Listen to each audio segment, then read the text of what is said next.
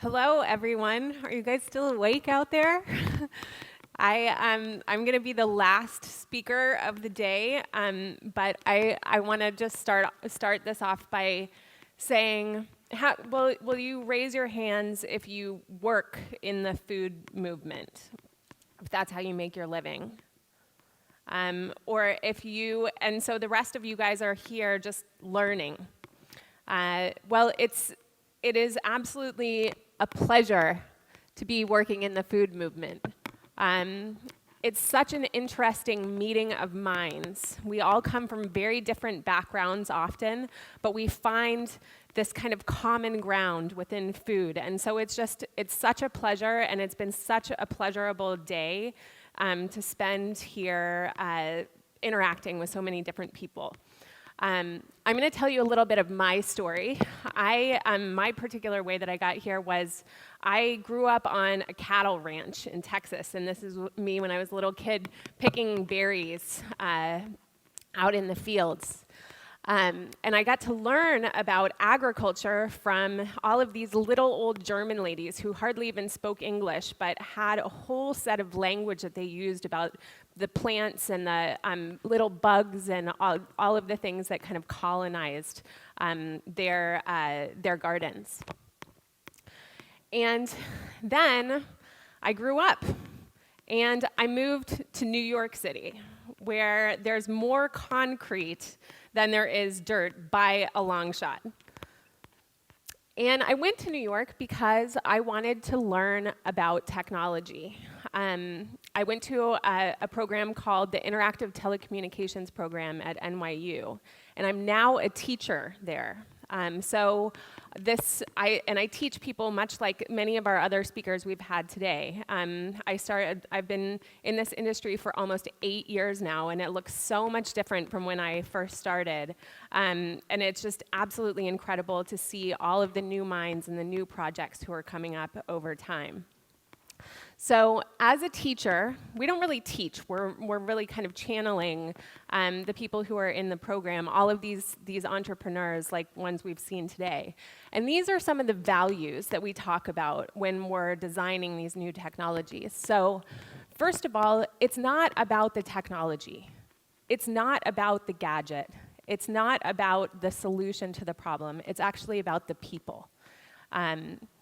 And so one of the first and most important things when we're designing something as important as agriculture is to build a community and to learn from that community.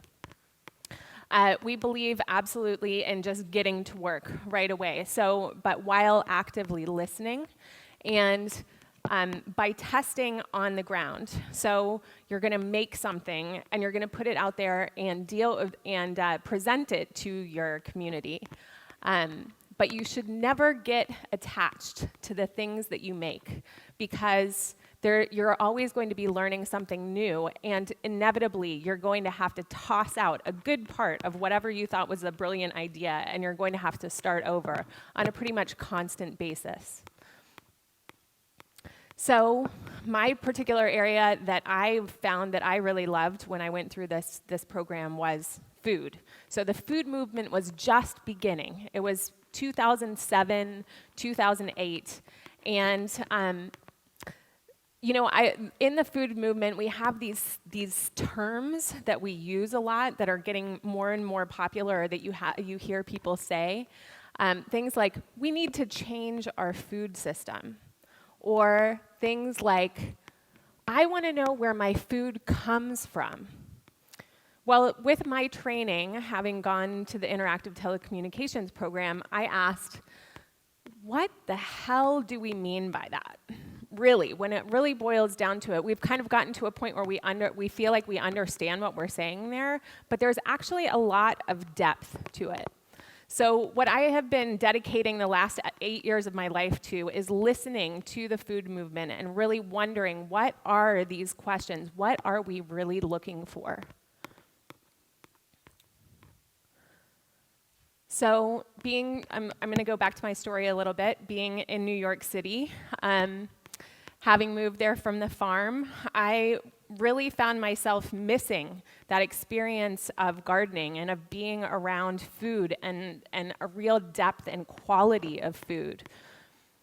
And so looking at how I was going to deal with that, living in a city in a long term, I was learning a lot, I was hearing a lot, reading a lot about hydroponics and aquaponics and all of these kind of high technologies that were being used in the commercial world. And I set out to make one for myself. In my New York City apartment. So I built a contraption, make first. I built a contraption out of a whole bunch of old water bottles, a leaky pump, and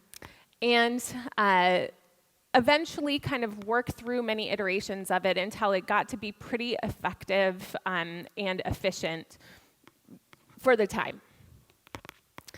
But at the same time, I realized that I was not alone. There are now, the vast majority of us have moved to cities, and I won't go through that whole pitch because many other people have talked about why this is so important. But I recognized that I was not alone, and I really wanted to develop that community and share my learning process with lots of other people. So I put the designs for the system that I'd made online and developed on a social media community where I posted it and let all kinds of people from all around the world come and download the instructions and make different versions of the system, so that over time we ended up actually going through about 12 different iterations and constantly changing this design.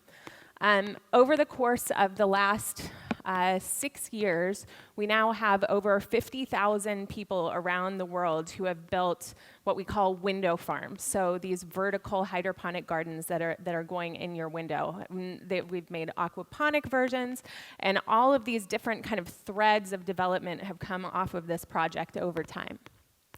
Again, the whole point of this is to be listening to the community, listening for what do we want, and developing out the threads that are the most common, the things that the most people want to see. And I've had the exquisite pleasure of being able to travel all around the world and interact with these communities over time. So eventually I started getting many pictures back from people who had built all different kinds of systems all around the world. And pretty soon there were pictures from pretty much every corner of the earth of people running Windowfarms. Not only that, but they were also teaching many other people about it as well. So it was a viral movement that was spreading all over the place. And from there, I decided to make a modular version of it that was already pre-made, but was culled from many of the community's designs. In 2011, really early in Kickstarter's life, I put this on there and raised $257,000 to get these first systems made.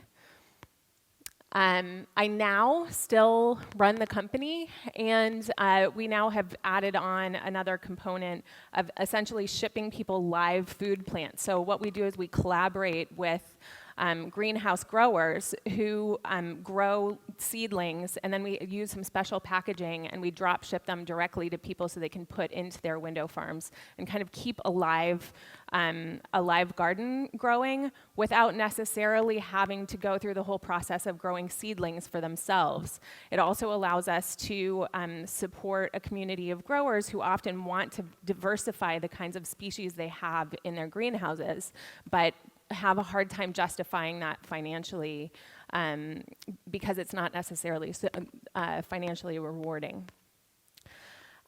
Over time, this has just really given me an experience of getting to interact with thousands and thousands of people. So my team and I built this vertical garden, an array of window farms at the American Museum of Natural History as part of the food exhibition that's now here with National Geographic in the back of the exhibition.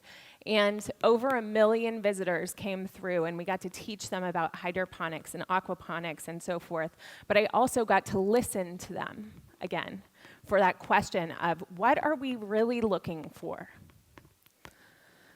Then I did a TED Talk, and it went from having spoken to thousands of people to all of a sudden having a reach of millions of people. So what an incredible experience and privilege to have that many people lending me their ear and to be able to communicate with them back. So I've been collecting essentially a list of people who I've been communicating with back and forth, and I started to undertake a deep data mining project to look at this very question of what do we really want in the food movement. So I took a lot of our own internal data from a list of over 100,000 people's emails. I did a little evil big brother, but actually for a very good cause, and basically was able to find a whole bunch of information out about these people. So like what their jobs were, what they most frequently like to tweet about, for example. And we used that, put it all into a big spreadsheet and parsed it in order to find the things that people wouldn't necessarily say to me when I was interacting with them one-on-one. I also did some very global analysis. So this is Google Trends. And if we look at this, it starts to show us some of the patterns of what we're really thinking in the food movement. So one of the first kind of terms or memes that started to spread back in 2005 was food safety. So, we were really concerned about, there was a lot of fear involved, and that was what was motivating kind of the first wave of the food movement. Then the second level that happened was that many people started getting really interested in pesticides. So no longer was it just about pathogens. It was about what is this poison that I'm putting in my body? What is it doing to me? What's it doing to my children? But over time, actually, those two terms have disappeared a little bit. Then another set of terms started to come into our common parlance. Probiotic, for example. Nutrient dense, that one's kind of just recently been picking up steam. Kale, we have to actually shrink the entire graph so that you can see what an incredible word of mouth, viral experience we have had around kale. So if we look at that and we kind of reduce that all down and we look at what's actually happening here, we're moving from a point of being worried about poisons to actually talking about what beneficial aspects of food we can get.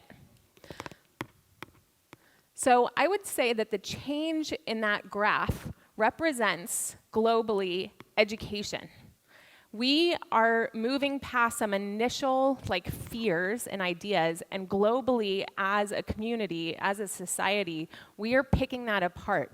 We are starting to become highly educated and developing these new and evolving paths for looking at how can food actually become something that is nutritious and beneficial and actually good for our health. Now that may sound a little bit like a no-brainer, but you have to remember that there was a while where that wasn't what we were optimizing for. We were optimizing for efficiency. My grandfather's era was all about making it so that people didn't have to work on the farm, didn't have to spend as much time cooking. But we've really changed that. Would you guys mind playing the video now? So here you can see the word probiotic moving. So it starts in one area, and then it starts to spread all across the United States.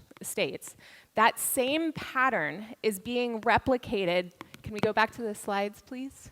Thank you. That same pattern is being replicated all around the world. I just came back from China, where when you walk around in the food movement, there's definitely food safety, and pesticides are a much more common term there. I actually heard that that food safety is now the #3 search term. The Mandarin version of that word is the #3 search term in China right now. I also heard from a few young people them starting to talk about organics, but how they have absolutely no trust in organics because there's no regulation for it around there, and it's sometimes just adopted as a marketing term. But so going back and taking kind of that global set of data, I have been bringing that back into my community and into the many interactions that I get to have with people and listening for what are these messages. And one of the main conclusions that I've come to is that what we're looking for is food as medicine. You will start to hear that term coming up much more often right now. And again, it seems like a no-brainer, right? We've got to eat. Why that's just such an easy thing, right? Well, the thing is that we're not optimizing for food as medicine in agriculture and in the modern agriculture movement yet. But that's what the future is. So when we look at our bodies and the reason why we eat, doctors talk about that from the standpoint of what are called metabolic pathways. So, and we have lots of problems with this because we don't know who we can trust. We don't have a lot of language around this, and we don't right now have a very good connection between the medical field and all of this new burgeoning knowledge that's happening in the agricultural field. So what's missing and what is absolutely going to come, whether we like it or not, is a partnership between the medical community, the nutrition community, and agriculture. So it turns out that after kind of looking through all of this, and I had a happy connection of the kind that we have so often in the food movement. My mom is a doctor. This is my mom, Margaret, and she has actually been asking herself this question for about the last 15 years. Why don't Western medical doctors study enough the role of diet and nutrition in the human body? Why are we constantly just looking immediately to drugs? Why aren't we really giving more often dietary recommendations to our patients as a first line of defense? And then I've been asking the question, what if we as growers actually optimized for the human body? It would definitely, we have often been like so focused on this technology that's right in front of us and doing a good job of growing. But now is the time for us to bring in knowledge actually about the human body and to make a little bit of an extension and a reach out to the medical world so that we know what to optimize for. So my mom and I have been looking at this and breaking this down. We're working on a book and on a project that will basically build off of this. And these are some of the channels that we've been looking at. So first of all, nutrient density, right? That one's pretty obvious. It's already kind of in the common parlance. But if we really take a deeper look at what would that mean to optimize for human metabolic pathways. So what's a metabolic pathway? One of my favorite biologists, a gentleman named Tyler Volk, he says that the human body is more like a whirlpool of cells than it is a mountain. And that's because each one of our systems has cells that have a different lifespan. Some of those cells change over very quickly, like our skin cells. And other cells, like our brain and our heart, those change over a much shorter period of time, but they're much more reliant on other cells that help them make connections. So what we need to do is to get to a point where we can actually be, oh, pardon me, I forgot to say something here. So as these cells change over very quickly, what's replacing them? It's actually all coming from our food. So in order to build a new cell, our body needs certain kinds of elements in order to put them together to create different kinds of proteins. And the medical field has been actually making a lot of breakthroughs in that area in recent years. And so there's a lot that we can actually start to learn if we actually reach out and start to develop for them. So for example, when I've gone to a lot of urban agriculture conferences and new agriculture conferences, I often ask growers who are on panels, what do you do to measure nutrient density? And one of the most common things I hear from them is I use a Brix index. So there's a particular little device that lets you essentially measure, what it's measuring is the sugar concentration of a liquid. So tomato growers, that's a very common thing that they will use. But a doctor would say, that's actually measuring sugar. So sugar is not necessarily one of the things that we're trying to optimize for here in developing cells. That may make that tomato taste better, but if we're always just optimizing for things tasting better or looking better or shipping better, we're going to actually be continuing to go down a path that may end us up in the same place that our bigger industrial agriculture system has.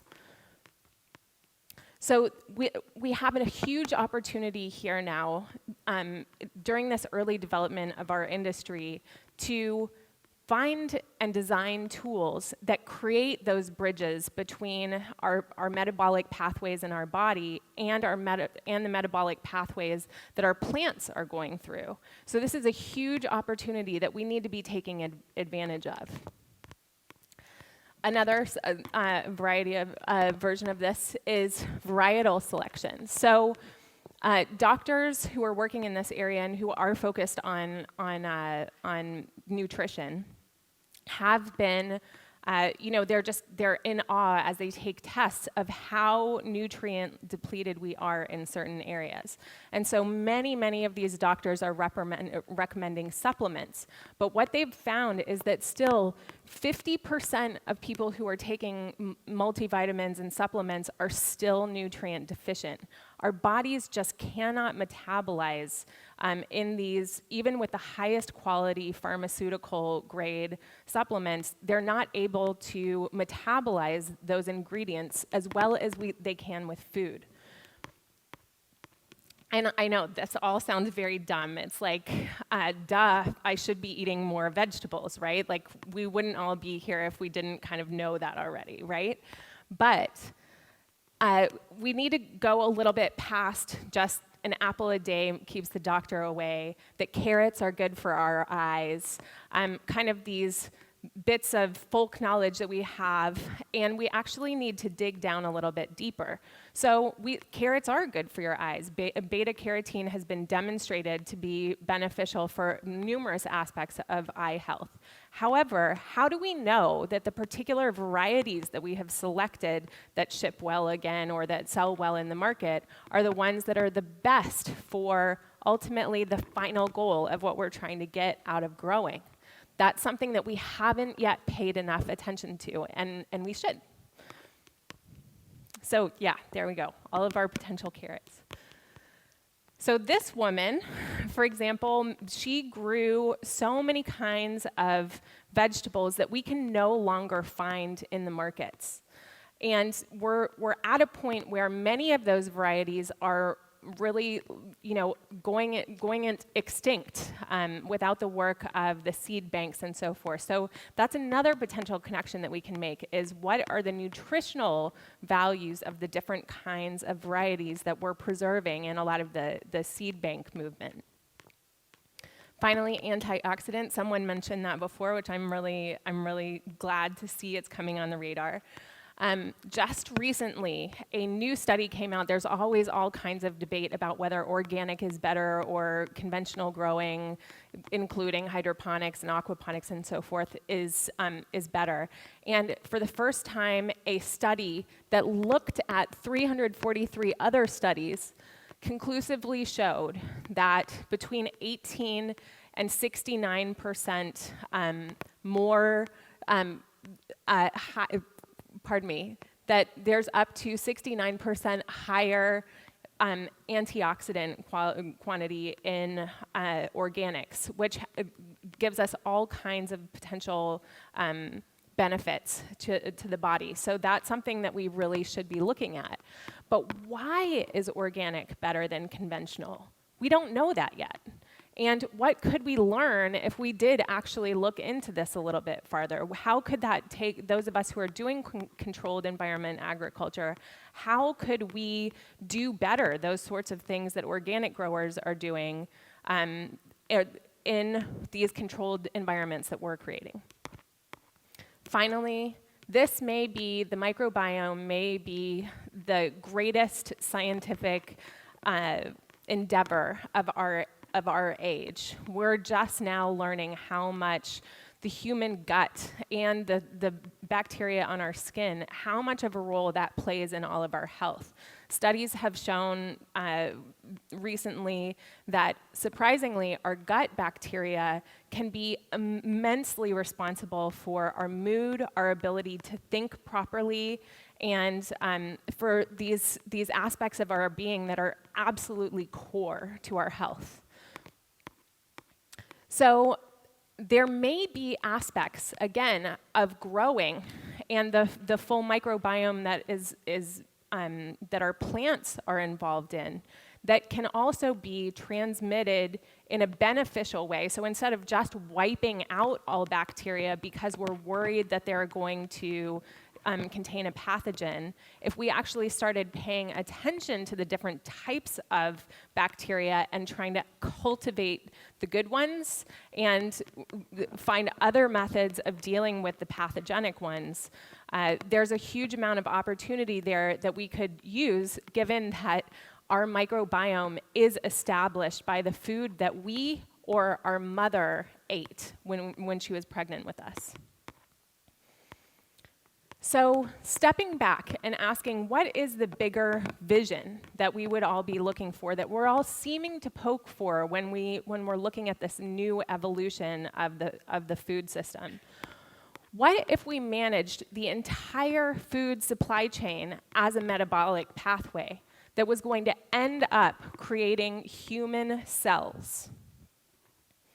At that point, we would start to be able to truly have a system of trust that would be backed up not just by that friendly face of the farmer at the farmer's market who you trust, but also by thousands and thousands of human beings who have taken the Hippocratic Oath and have dedicated their lives to making sure that the human body and that our social health survives.